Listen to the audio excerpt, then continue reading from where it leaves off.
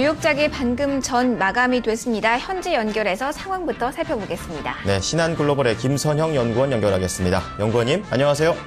예, 안녕하십니까. 김선형입니다.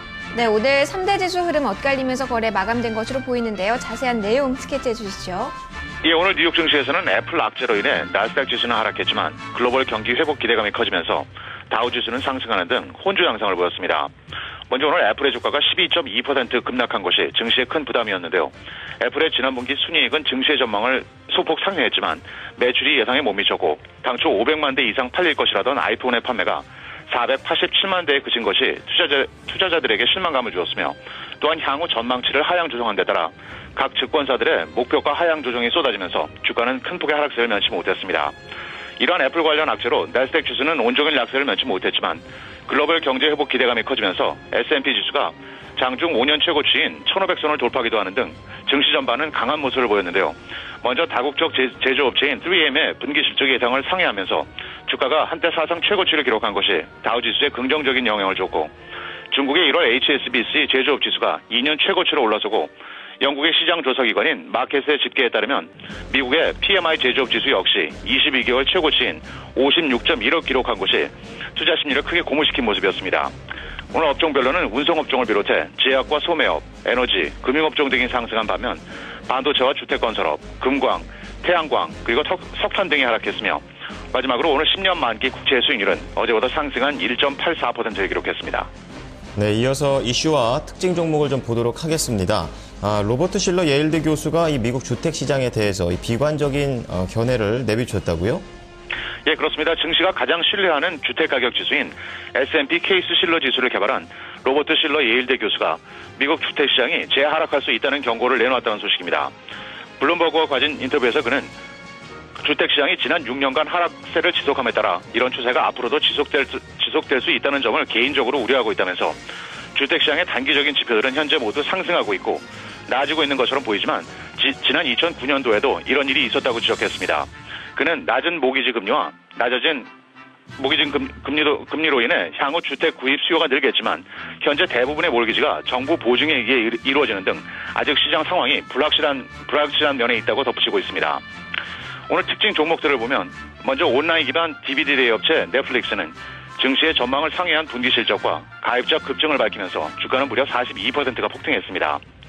신제품 블랙베리 10의 시판은 한 주 앞두고 있는 리서치 앤 모션은 중국의 레노버가 인수제의를 할 것이라는 루머 속에 3% 상승했고 반면 식품업체 매코미겐 컴퍼니는 예상을 하회한 실적 발표에 7%의 급락세를 보였습니다. 증권사 비오베 메릴린치가 투자 의견을 기존의 보유에서 매수로 상향 조정한 데 따라 택배업체 UPS가 2.6% 상승했고 반면 제프리스가 목표 주가를 기존의 50에서 44달러로 낮추었다는 소식에 금광업체인 뉴먼 마이닝의 주가가 2% 하락했으며 마지막으로 휴대폰 업체 노키아는 7분기 만에 흑자 전환에 성공했지만 장사 이후 처음으로 배당금 지급을 중단할 것이라고 밝힌 데 따라 주가는 8.5% 급락했습니다. 네, 지표들 보도록 하겠습니다. 개장 전에 발표된 고용 지표가 시장의 투자 심리 안정에 좀 일조한 모습이었는데요. 네. 자세한 내용 전해주시죠. 예, 연방노동부에 따르면 지난주 신규 실업수당 청구 건수가 이전주 대비 5천 건이 감소한 33만 건을 기록해 2주 연속 감소하면서 5년 최저치를 기록한 것으로 나타났습니다. 이 같은 수치는 시장의 전망치였던 35만 5천 건을 크게 하회한 것이었고 변동성을 줄여서 추세를 볼 수 있는 4주 이동평균 청구 건수도 35만 1,750건을 기록해 2주 전에 36만 건보다 감소하면서 역시 4년 10개월 최저치를 기록했습니다. 내일 발표될 경제 지표들을 보면 먼저 개장 전 상무부의 12월 신규 주택 판매가 발표될 예정인 가운데 증시는 전달보다 감소한 약 36만 채의 판매량을 예상하고 있습니다. 실적 발표 기업들을 보면 소비재 업체 프락터앤갬블과 킴벌리 클락, 대형 엔진 제조업체인 허니웰, 그리고 원유 시추 관련 업체 할리버튼이 실적을 내어놓게 됩니다. 지금까지 미국 현지에서 김선영입니다. 네, 연구원님 오늘 말씀 잘 들었습니다. 네, 감사합니다. 네, 신한글로벌의 김선영 연구원과 함께 마감 상황 짚어봤습니다. 클로징벨이 울린 후에 마이크로소프트와 AT&T 실적이 나왔습니다. 네. 이 부분부터 좀 짚어보도록 하겠습니다. 마이크로소프트의 직전 분기 실적이 나왔습니다. 주당 순이익이 76센트를 기록하면서 팩트셋 리서치 예상치인 74센트를 상회한 것으로 나타났습니다. 현재 구간에서 시간의 거래, 마이크로소프트 상당히 변동성이 심한 모습을 보여주고 있는데 있는데요. 정규장 거래에서 상승으로 마감한 마이크로소프트 현재 구간 0.65% 하락한 모습이 나타나고 있습니다. 대표적인 통신주인 AT&T 역시 실적을 발표했습니다. 어제 이 기업이 국내 스마트폰 제조사의 무선 충전 솔루션 탑재를 요구했다는 소식이 나오면서 관련주로 움직이게 했던 기업이기도 한데요. 네. 실적을 확인해 보도록 하겠습니다. 주당 순이익이 44센트로 나타났습니다.